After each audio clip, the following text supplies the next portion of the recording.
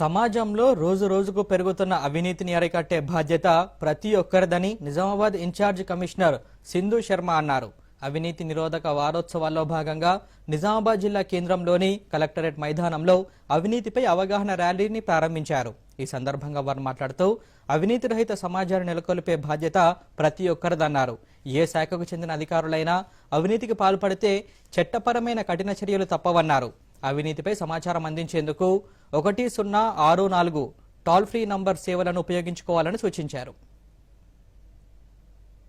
Police station కి సంబంధించిన CI ఎవరు, ఏసీపీ ఎవరు, వాళ్ళ ఫోన్ నెంబర్స్ ఏంటి, CP office complaint cell number ఏంటి, ఇవన్నీ కూడా మనం స్టేషన్ బయట ప్రామినెంట్ గా డిస్ప్లే చేయబోతున్నాం మెయిన్ గేట్ దగ్గర.